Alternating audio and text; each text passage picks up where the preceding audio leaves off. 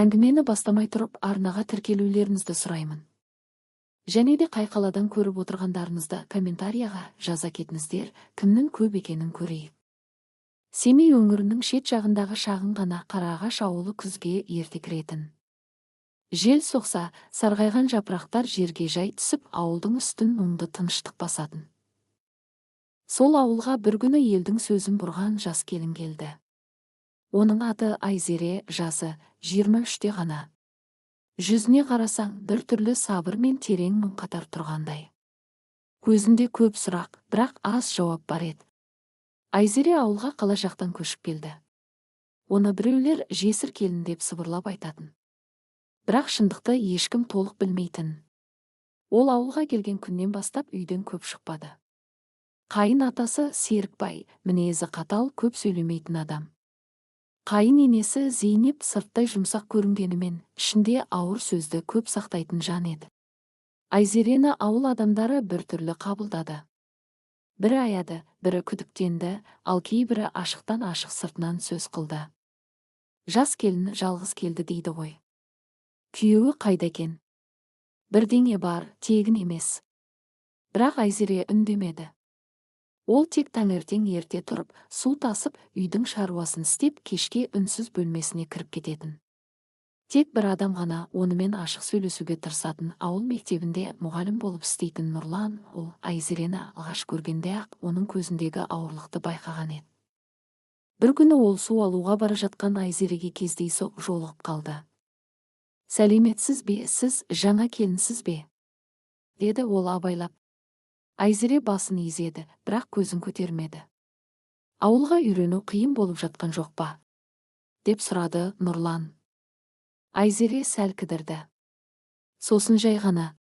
Адам үйренеді бәріне», деді.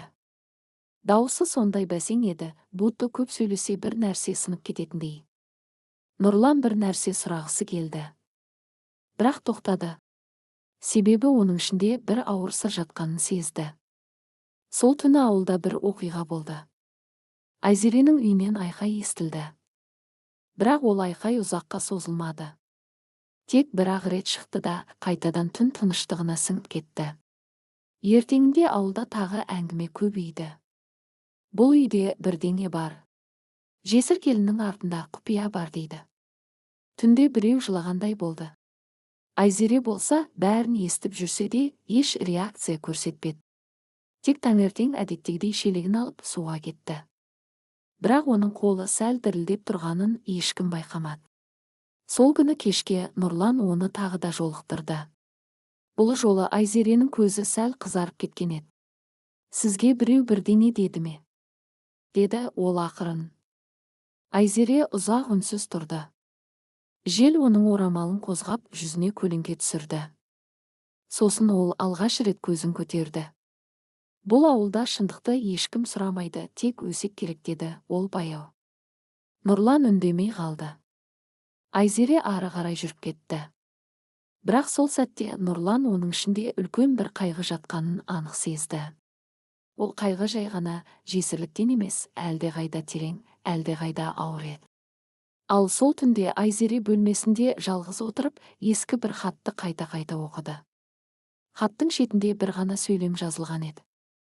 «Егер мен жоғалсам, шындықты ешкімге сенбе». Осы сөз оның өмірін екіге бөлгендей болатын. Келесі күн ауылға әдеттегіден де ауыр тиді. Күздің суық желі Қарағаштың әр үйінің терезесін сықырлатып, бір түрлі мазасыздық әкелгендей еді. Айзере таң атпай оянды. Үй ішіндегі тыныштық тым қалың болатын. Бұл тыныштық емес, бір нәрсе айтылмай қалған қорқыныш сияқты. Ол есікті ақырын ашып аулаға шықты. Шелекке су құю үшін құдыққа беттеді. Бірақ бүгін оның қадамдары баяу еді. Кеше түндегі айқай әлі құлағында жаңғырып тұрғандай. Бәрі жай ғана түс пе еді, деп ойлады ол. Бірақ түс емес екенін ол жақсы білетін. Құдық басында оны тағы да Нұрлан күтіп тұрғандай болды. Бұл жолы ол кездейсоқ емес, әдейі келген сияқты. «Сәлем», деді ол қысқа ғана. Айзере жауап бермей, шелегін түсірді. Нұрлан оның бетіне ұзақ қарады. бір нәрсе өзгергенін байқады, көзіндегі қорқыныш күшейген. Кеше түнде бірдеңе болды ғой, иә, деді ол ақырын. Айзере шелекті тартып тұрып қалды. Су бетінде оның бейнесі дірілдеп көрінді. Бұл ауылда әр түн бірдеңе болады, деді ол салқын. Бірақ бәрі үнсіз қалады, деп қосты Нұрлан. Айзере алғаш рет оған тура қарады. Үнсіз қалу аман қалудың жалғыз жолы. Осы сөз Нұрланды тітіркендірді.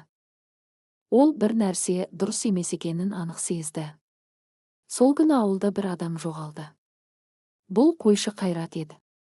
Ол таңертең малын айдап кеткен, бірақ кешке қайтып оралмаған. Әдетте ол ешқашан түнемейтін. Ауыл адамдары жиналып іздей бастады. Біреулер мал соңында кеткен шығар деді, біреулер ішіп кетіп бір жерде құлап жатқан болар деді. Бірақ Айзере бұл әңгімелерді үнсіз тыңдап тұрды. Оның көзі тек бір нүктеге қадалған ауыл шетіндегі ескі қора жаққа. Нұрлан оның сол жаққа қарап тұрғанын байқап қалды. Сен бірдеңе білесің бе? Деді ол күмәнмен. Айзере селк етіп көзін тайдырды. Мен ештеңе білмеймін. Бірақ оның дауысы бұл жолы сендірмеді. Кешке қарай ауыл адамдары Қайратты таппай қайтты. Тек оның шапаны ауыл шетіндегі ескі қораның жанынан табылды. Сол сәтте бәрі тына қалды. Ешкім ашық айтпаса да, әркімнің ойында бір сұрақ тұрды. Бұл жай жоғалу ма, әлде біреу алып кетті ме? Сол түні Айзере ұйықтай алмады. Үй іші қараңғы болса да, ол көзін жұмған сайын бір дыбыс еститін сияқты болды. Есіктің ар жағынан әлсіз сыбыр аяқ дыбысы. Таңға жуық ол орнынан тұрды. Су ішу үшін ас үйге шықты. Сол кезде артқы есіктің ашылғанын естіді. Баяу, абайлап. Айзере қозғалған жоқ.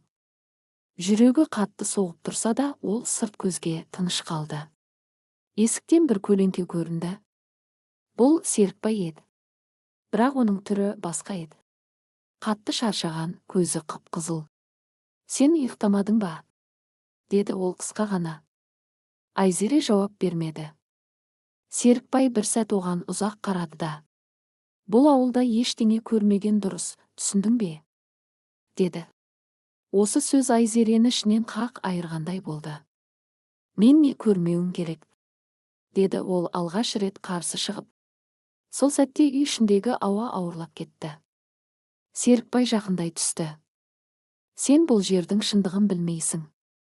Білсең тірі жүре алмайсың. Осы сөзден кейін ол бұрылып кетті. Ал Айзере сол жерде тұрып қалды. Тірі жүре алмайсың.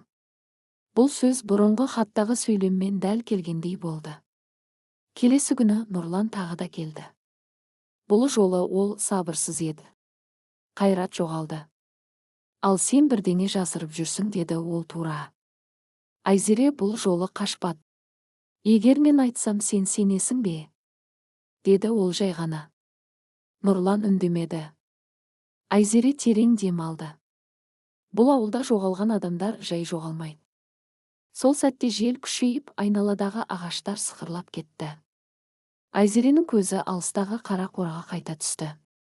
Олар бір нәрсені жасырады, және ол нәрсе адамдардан да қауіпті. Нұрлан алғаш рет қорқынышты сезінді. Ал ауыл үстін қою тұман басып келе жатты. Таңғы тұман Қарағаш ауылын тұншықтырып тастағандай еді. Кеше ғана болған жоғалу оқиғасынан кейін елдің көңілі тіпті құласып қалды. Ауыл адамдары бір-біріне ашық қарамайтын болды. Әр үйдің ішінде айтылмай қалған қорқыныш бар сияқты. Айзере сол таңды ұйқысыз қарсы алды. Көзі қызарып, жүзі бозарып кеткен. Бірақ ол әлсіз емес еді, оның ішіндегі ауырлық енді қорқыныштан да терең нәрсеге айналған. Нұрлан екеуі ауыл шетіне қарай үнсіз жүріп келе жатты. Ешкімге көрінбей ескі қораға бару керек болды. Сол жерге кеше Қайраттың ізі үзілген еді. Егер сен қателессең, біз босқа араласып жүрміз, деді Нұрлан ақырын. Айзере жауап бермеді. Тек қадамдарын баяулатқан жоқ. Мен қателессем, бұл ауыл баяғыда тыныш болар еді, деді ол бір кезде. Бұл сөз Нұрланды ойланып қалдырды. Ескі қора ауылдан бөлек шеткері жерде орналасқан. Бір кездері мал ұсталған, кейін тасталған. Қабырғалары шіріп, есігі жартылай құлаған. Жел соқса, ішінен біреу сыбырлағандай дыбыс шығатын. Жақындаған сайын Айзеренің жүзі өзгерді. Бір нәрсені есіне түсіргендей болды. Бірақ ол оны ашып айтпады. «Тоқта», деді Нұрлан. «Қораның есігі ашық тұр екен». «Біреу кіріп шыққан», деді ол. Айзере басын изеді. «Немесе бізді күтіп отыр». Осы сөзден кейін екеуі ішке кірді. Іште қараңғылық пен шіріген иіс араласқан ауыр ауа бар еді. Жерде ескі арқан, сынған ағаш және бір бұрышта қара матамен жабылған нәрсе тұрды. Нұрлан жүрегі жиі соға бастады. «Бұл не?» деді ол ақырын. Айзере жақындады. Қолымен матаны сәл көтерді. Сол сәтте Нұрлан шошып кетті. Астында адам жатқан жоқ, бірақ адамның жатқан орны бар еді. Еденде шеңбер сызықтар, ескі қан іздері және бір белгі түсініксіз таңба. «Бұл жай қора емес», деді Айзере сыбырлап. «Бұл жасырын орын». Нұрлан оның бетіне қарады. «Қайрат осында болды ма?» Айзере үнсіз қалды. «Ұзақ?» «Сосын өте баяу». «Иә, бірақ ол жалғыз емес еді». Осы сөз қорашыны одан сайын суытып жібергендей болды. Сол кезде сырттан аяқ дыбысы естілді. Біреу келіп қалды. Нұрлан есікке қарай бұрылды. «Кім бар?» деді ол қаттырақ. Жауап болмады. Тек жел ғана есікті ақырын қимылдатты. Бірақ Айзере қозғалған жоқ. Ол бір нүктеге қарап қатып қалған. «Кеш болды», деді ол жай ғана. «Неге кеш?» деді Нұрлан үрейленіп. Айзере көзін жұмды. «Себебі олар бізді енді көрді». Сол сәтте есік тарс жабылды. Қора іші қара түнекке айналды. Нұрлан есікке жүгірді, бірақ ол ашылмады. «Бізді қамап қойды», деді ол дауысы дірілдеп. Бірақ Айзере керісінше сабырлы еді. «Жоқ, бізді қамамады». «Онда не?» Айзере көзін ашты. Оның жанарында қорқыныш емес, ауыр шындық тұрды. «Біз өзіміз кірдік».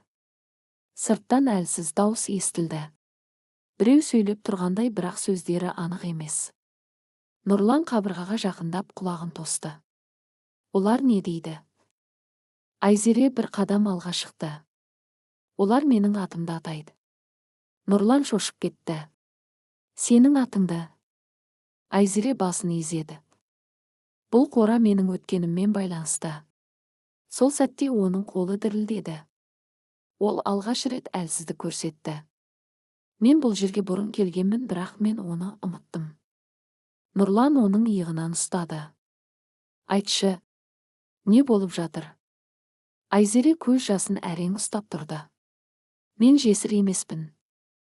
Осы сөз қорашын жарып жібергендей болды. «Не?» «Менің күйеуім жоғалған жоқ», деді ол даусы сынып. «Ол жоғалған жоқ, ол жоғалтылған».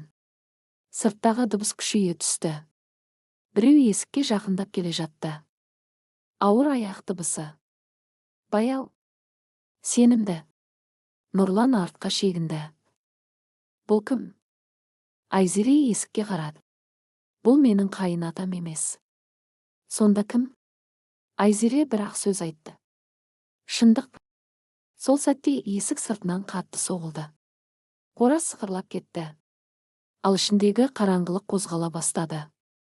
Есік сыртынан соғылған әр соққы қораның қабырғасын дірілдетіп, ішіндегі ауаны одан сайын ауырлатып жіберді. Шіріген ағаштың сықыры, темірдің ыңыранысы, бәрі бір қорқынышты тірі нәрсеге айналғандай еді. Нұрлан артқа шегініп қабырғаға соғылды. «Бізді өлтірейін деп тұрма», деді ол даусы қарлығып. Айзере жауап берген жоқ. Ол есікке қарап тұрып қалған. Бірақ оның көзінде үрейден гөрі таныстық бар еді. Бір нәрсені бұрын көрген адамдай. Сырттағы соққы кенет тоқтады. Тыныштық орнады. Бірақ бұл тыныштық бұрынғыдан да қауіпті еді. Сол сәтте есік баяу ашылды. Ішке жарық түсті. Есіктің алдында тұрған адамды көргенде Нұрлан еріксіз артқа бір қадам шегінді. Бұл Серікбай. Бірақ ол бұрынғы қатал, үнсіз ақсақал емес еді. Оның көзінде шаршау мен ашу қатар тұрды. Қолында кілтте шоғы бар. Сендер мұнда не істеп жүрсіңдер? Деді ол қатты. Айзере бірден жауап бермеді. Тек оның жүзі бозарып кетті. Бұл жерге сені өзің алып келдің, деді ол ақырын. Серікбай үнсіз қалды. Сол үнсіздік ішіндегі ең ауыр жауап сияқты болды. Нұрлан жағдайды түсінбей қалды. Сіз бізді қамадыңыз ба? Серікбай оған қарамады. Көзі тек Айзереде еді.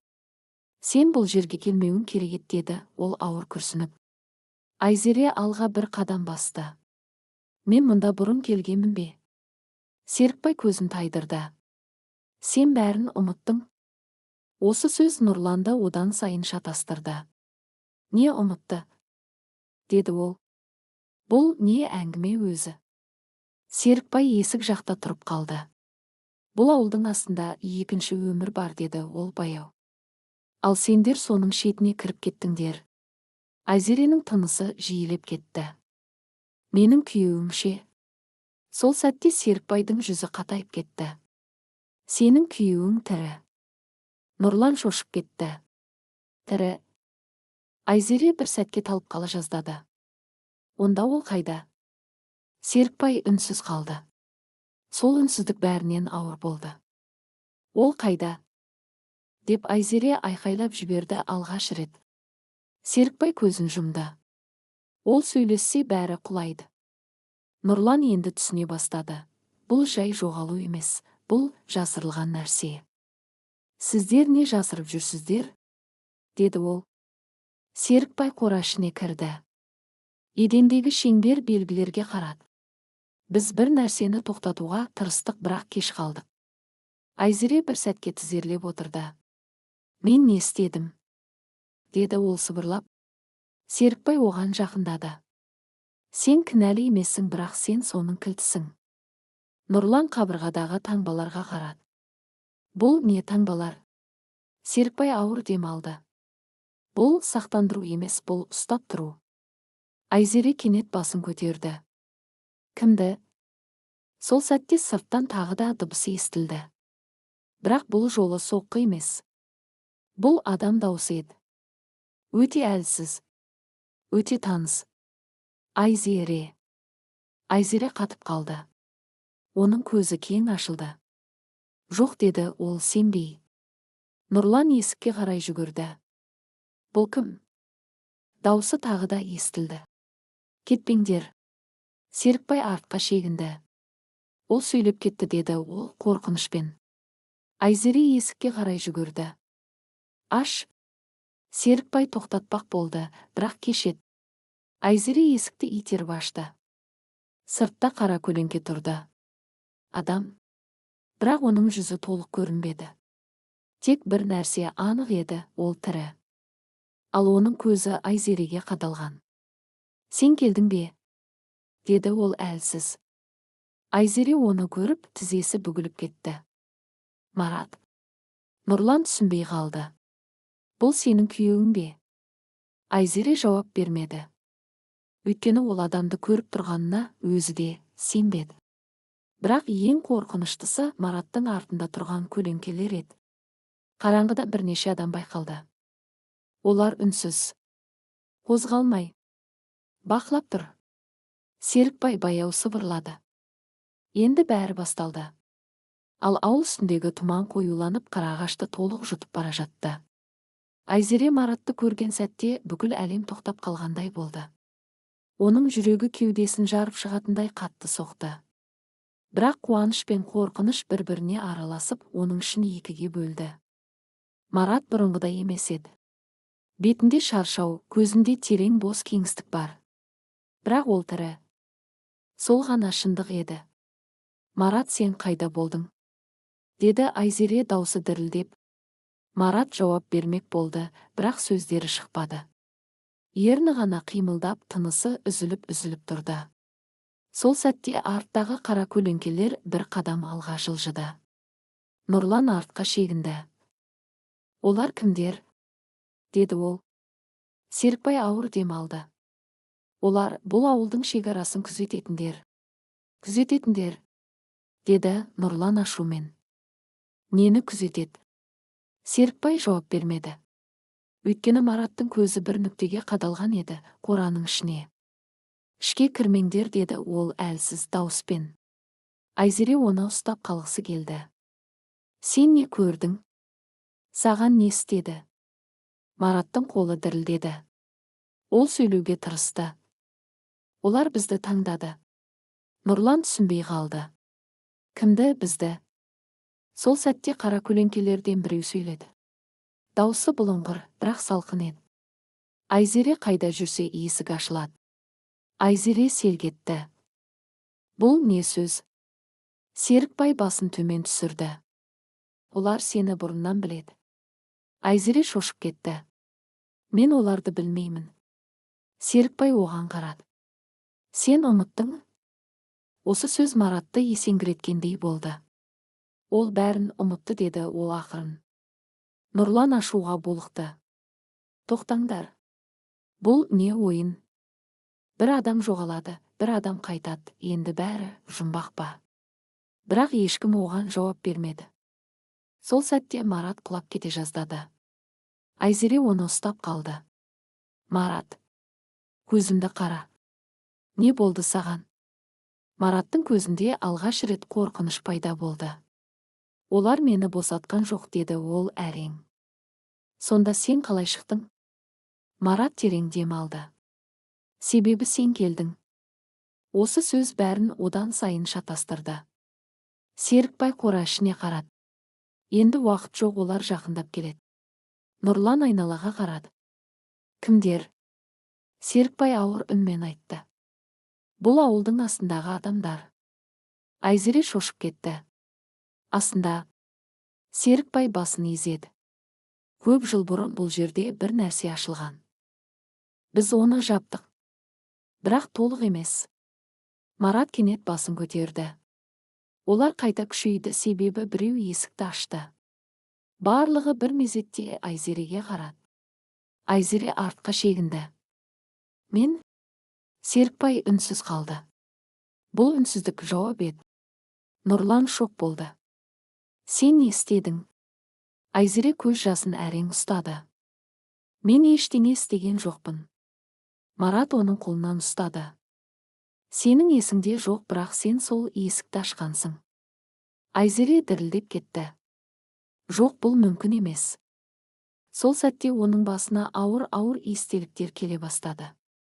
Қараңғы бөлме. Қан иісі. Біреу ашпа деп айқайлаған дауыс. Айзере басын ұстап қалды. Тоқта, мен. Серікбай жақындады. Есіңде келе бастады. Нұрлан оған қарап тұрды. Ол не істеген? Серікбай ауыр күрсінді. Ол сол жүйенің ішінде болған. Марат кенет сөйледі. Ол мені де сол жерден тапқан. Айзере шошып кетті. Не? Марат оған қарады. Мен сенің өткеніңнің бір бөлігі едім.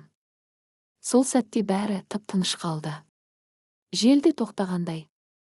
Қара көлеңкелер қозғала бастады. Баяу. Жақындай. Серікбай сыбырлады. Олар келді. Марат әлсіз дауыспен айтты. Егер олар кірсе, сен бәрін қайта ұмытасың. Айзере алғаш рет айқайлады. Мен не ұмыттым? Сол сәтте жер дір етті. Қораның қабырғасы сықырлады. Ал қараңғылық ішке енді. Жер дірілдеген сәтте қора ішіндегі ауа бір сәтке жоқ болып кеткендей болды. Дем алу қиындап, әр адам өз жүрегінің соғысын ғана естіп тұрғандай еді. Қара көлеңкелер есікке таяп қалды. Бірақ олар енді жай адамдар емес сияқты көрінді, олардың қозғалысы тым біркелкі, тым үнсіз, тым тірі емес еді. Нұрлан артқа шегініп қабырғаға тірелді. Бұл не нәрсе өзі, деді ол сыбырлап. Серікбай көзін жұмды. Енді олар тоқтамайды. Айзере Маратты ұстап тұрды. Бірақ Мараттың денесі әлсіреп бара жатқандай еді. Сен кетуің керек, деді Марат ақырын. Жоқ, деді Айзере, мен сені енді тапқанда қалай кетем. Марат оның қолын қысты. Бұл кездесу емес, бұл қайта басталу. Сол сәтте қара көлеңкелердің бірі алға шықты. Оның даусы анық естілді. Айзере, қайтып кел. Айзере селк етті. Бұл дауыс, деді ол сенбей. Серікбай ауыр үнмен. Иә, сен оны білесің. Айзере бір қадам алға басты. Көзі тұманданып кетті. Мен сені қайдан білемін? Қара көлеңке қозғалды. Сен мені жаптың. Нұрлан айқайлап жіберді. Тоқта, оған жақындама. Бірақ Айзере оны естімеді. Оның басында ескі естеліктер қайта оянып келе жатты. Темір есік, ақ халат киген адамдар, жер астындағы тар дәліз. Біреу жылап жатыр. Айзере, тоқтат. Ол басын ұстап қалды. Жоқ, бұл өтірік. Серікбай оған жақындады. Бұл өтірік емес. Бұл сенің естелігің? Марат әлсіз дауыспен. Сен сол жердің ішіндегі негізгі кілт едің. Айзере шошып кетті. Кілт? Сол сәтте жер астынан әлсіз гуіл естілді. Бүкіл қора тербеле бастады. Қара көлеңкелер бір қадам ішке кірді. Ал сол кезде жердің астынан жарық шыққандай болды. Тік төмен қарай ашылатын жарық сызығы. Нұрлан шошып кетті. Жер ашылып жатыр. Серікбай қатты дауыспен.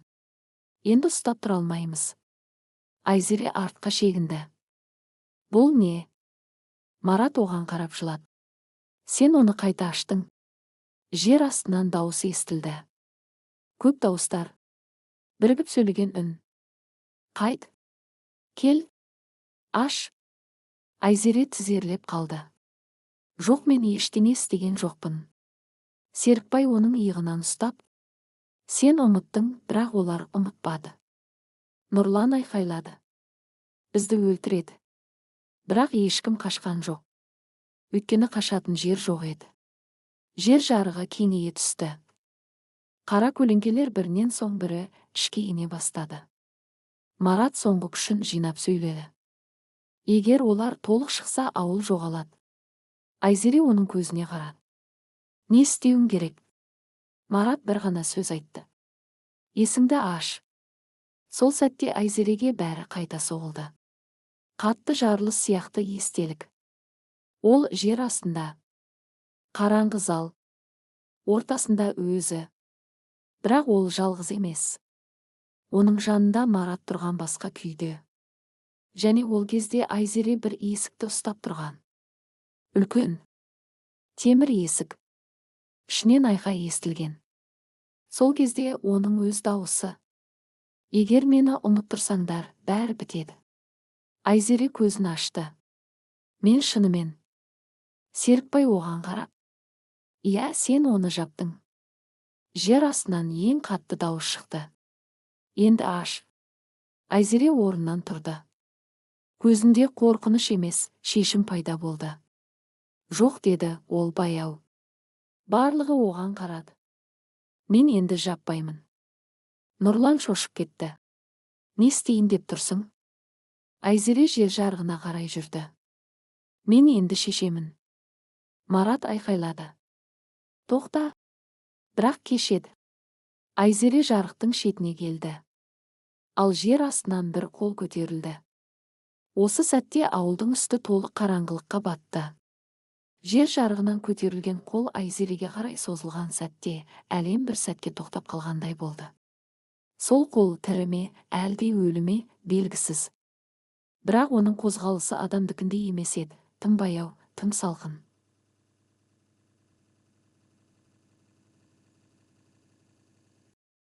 Айзере орнынан қозғалған жоқ.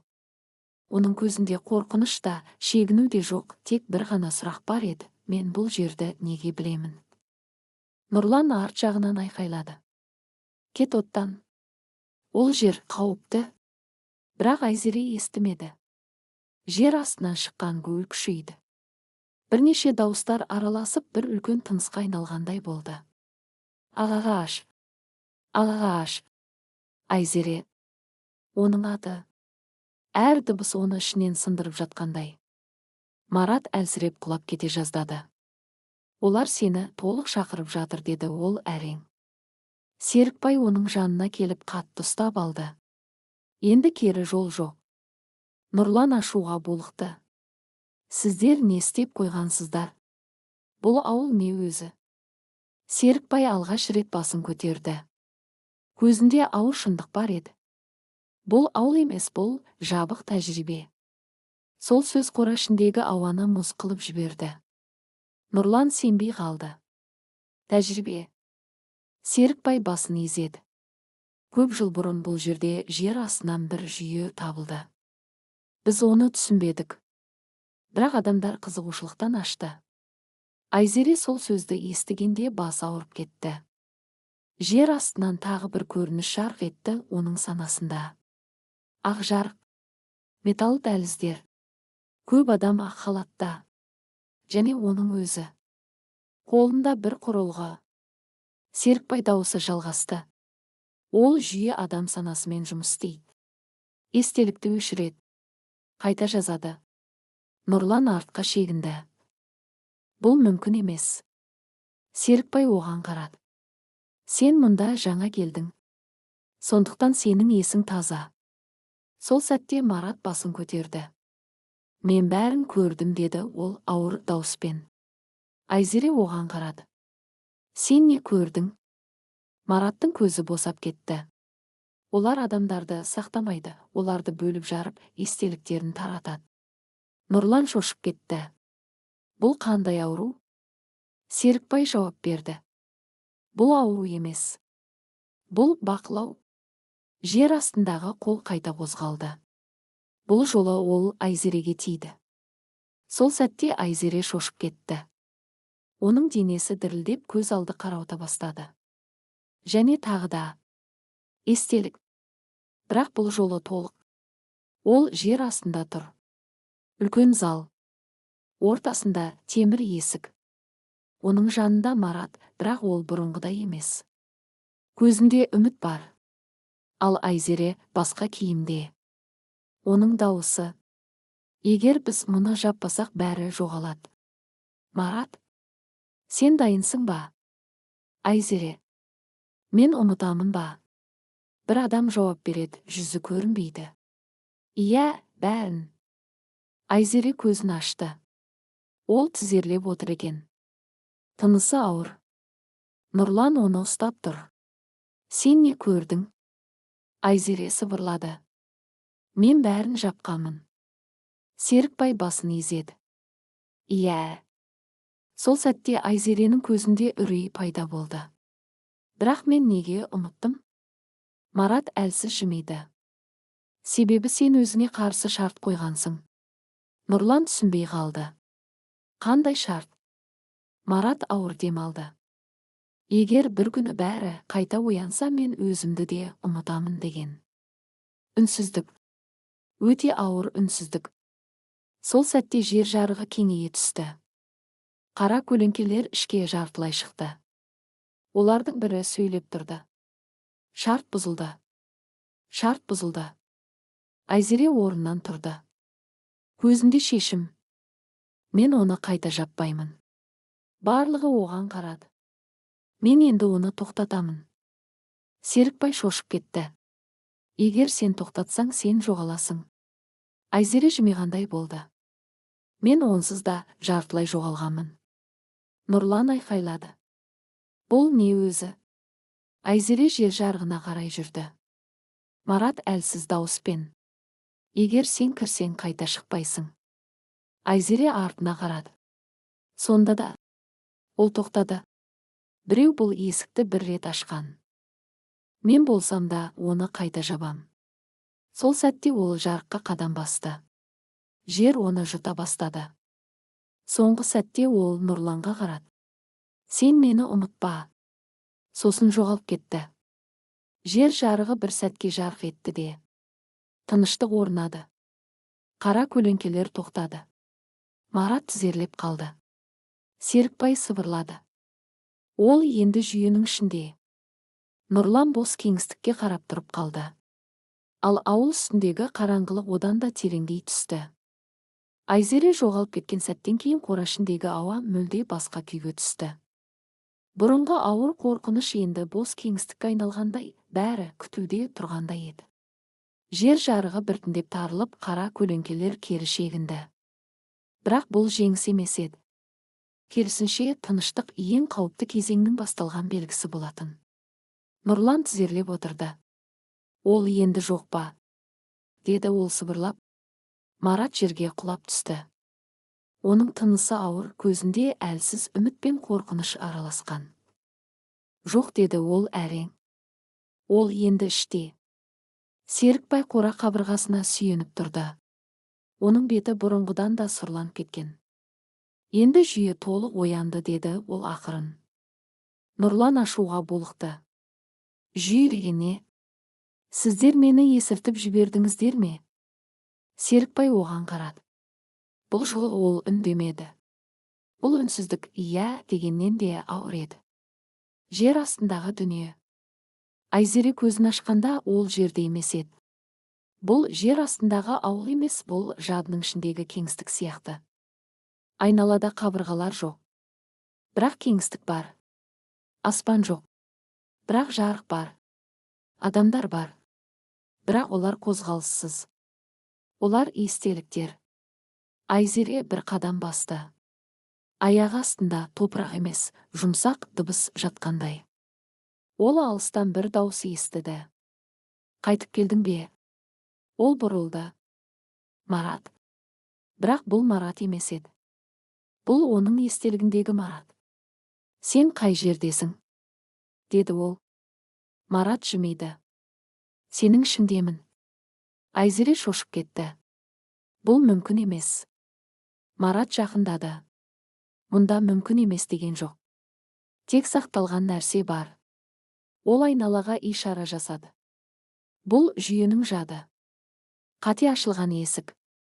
Сол сәтте басқа дауыс естілді. Суық, қатты. Сен оны толық ояттың. Айзере бұрылды. Бір фигура.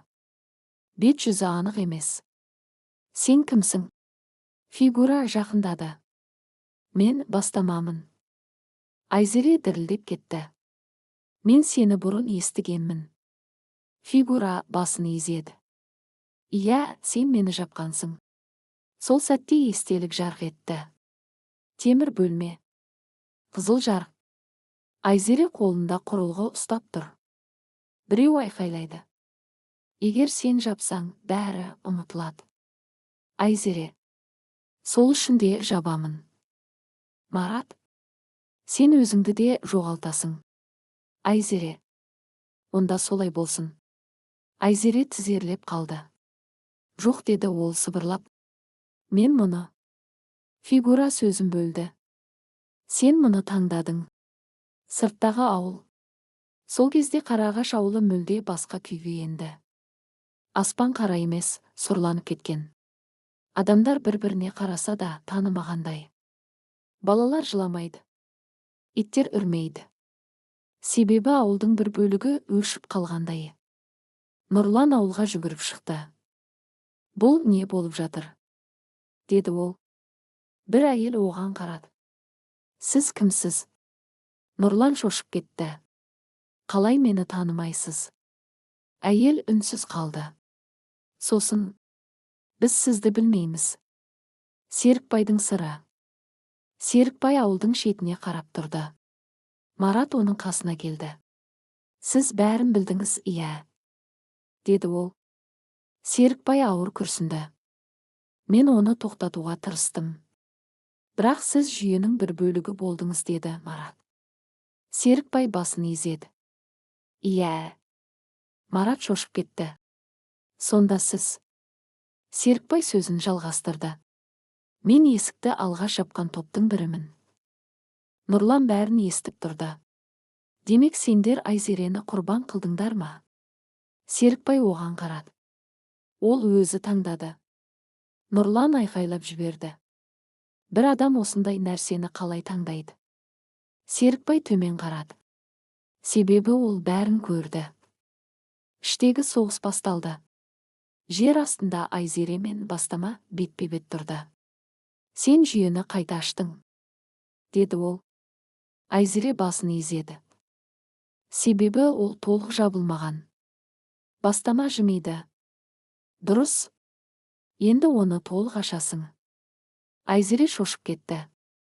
Жоқ. Бастама жақындады. Сен жалғыз емессің. Сенікі тек кілт. Сол сәтте айналадағы естеліктер қозғала бастады. Адамдар айқайлайды. Қабырғалар жарылып жатыр. Жады тұрақсыз. Нұрлан аспанға қарады. Кенет ауылдың үстінде жарық етті. Жер дірілдеді. Серікбай сыбырлады. Ол шешім қабылдап жатыр. Марат көзін жұмды. Егер ол жеңілсе, бәріміз өшеміз. Нұрлан. Ал егер жеңсе? Серікбай. Онда ол бізді де ұмытады. Соңғы көрініс. Жер астында Айзере жалғыз қалды. Бастама оның алдында тұр. Таңда. Айзере көзін жұмды. Жадының ішінде Мараттың дауысы естілді. Егер сен өзіңді ұмытсаң, біз де жоғаламыз. Айзере көзін ашты. Онда ол бір қадам артқа шегінді. Мен өзімді емес, жүйені ұмыттырамын. Сол сәтте бүкіл кеңістік жарылды. Сыртта Қарағаш ауылының үстінен жарық ағып өтті. Ал Нұрлан тек бір нәрсені ғана естіді. Айзеренің дауысы өте алыстан. Маған сенбеңдер, мен өзгердім. Сосын бәрі қараңғыланды. Жарық жарылған сәттен кейін Қарағаш ауылы мүлде басқа әлемге түскендей болды. Кеше ғана тұрған үйлер бар сияқты, бірақ біртүрлі бөтен көрінетін. Терезелердің артындағы адамдар бір нәрсені ұмытқандай бос қарап жүрді.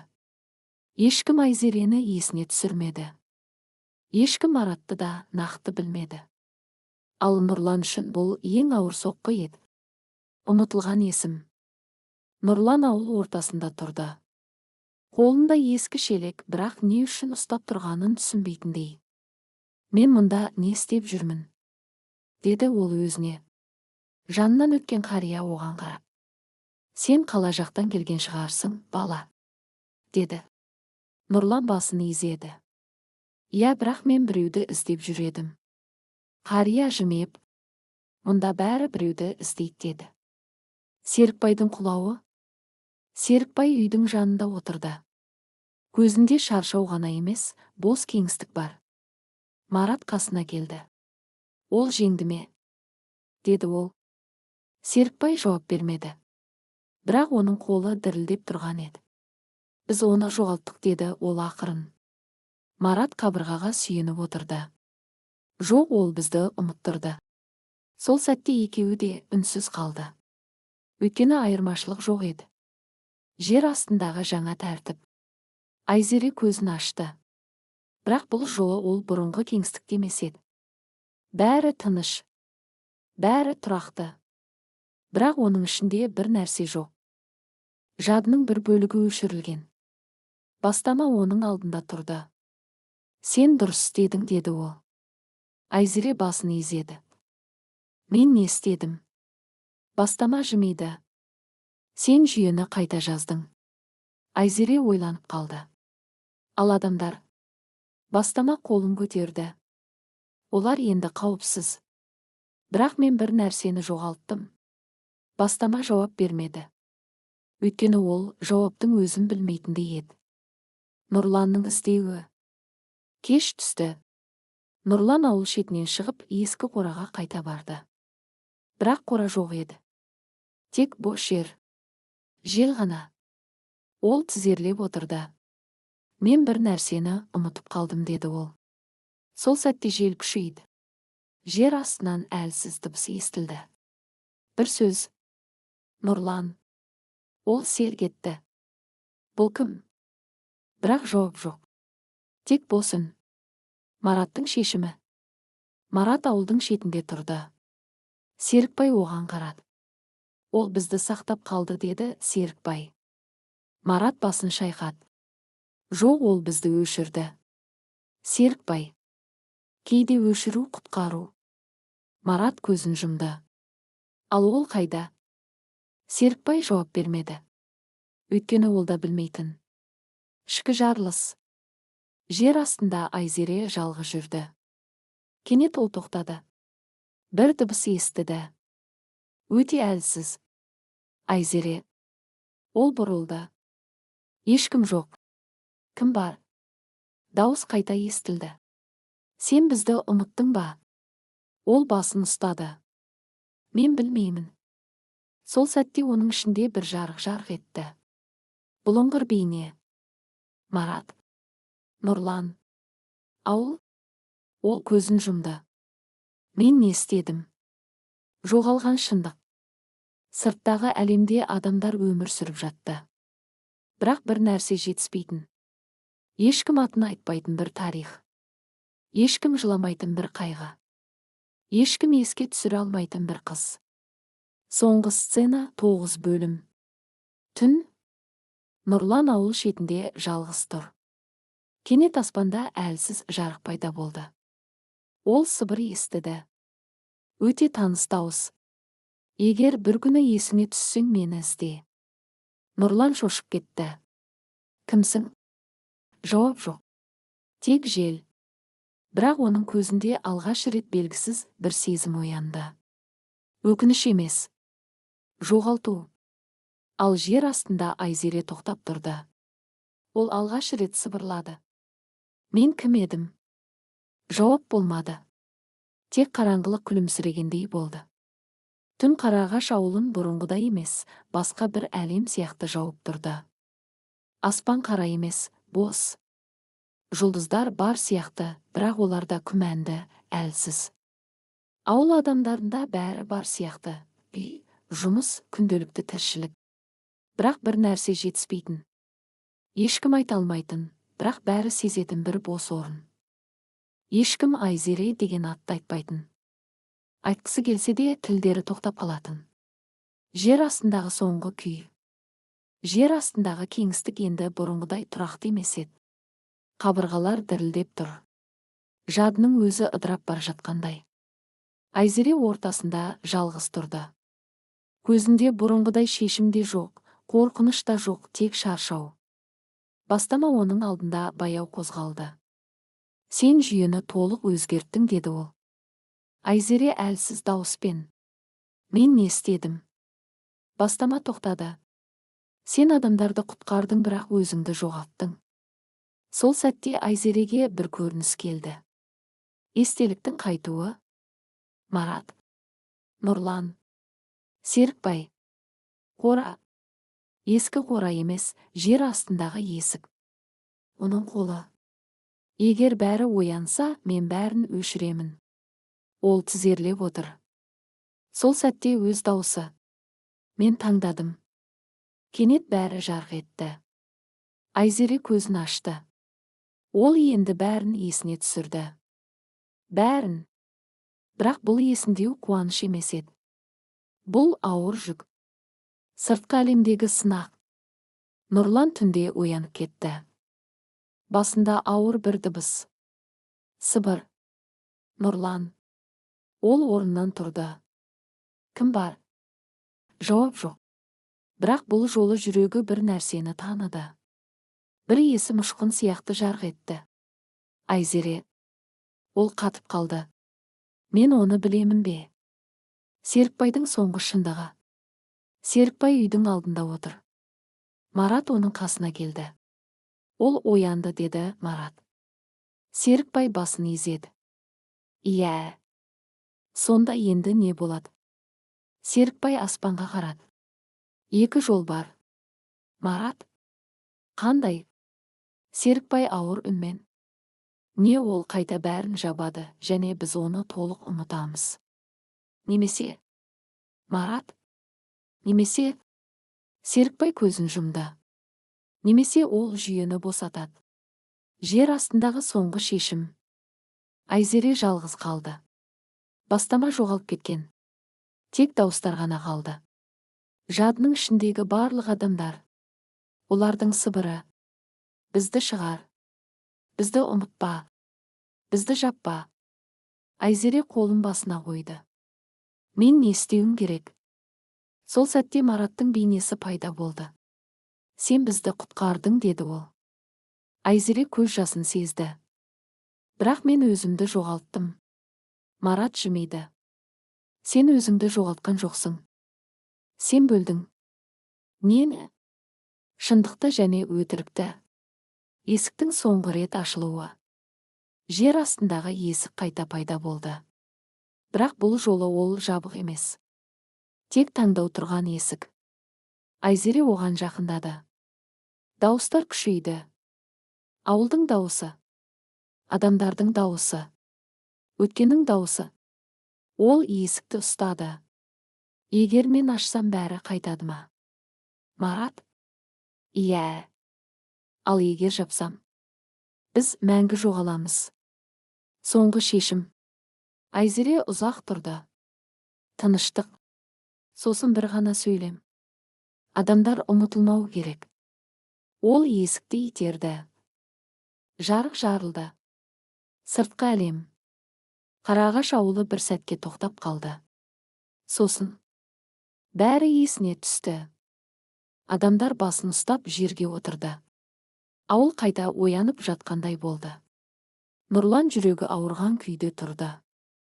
Мен біреуді іздеп жүрдім. Кенет оның көзінен жас шықты. Айзере.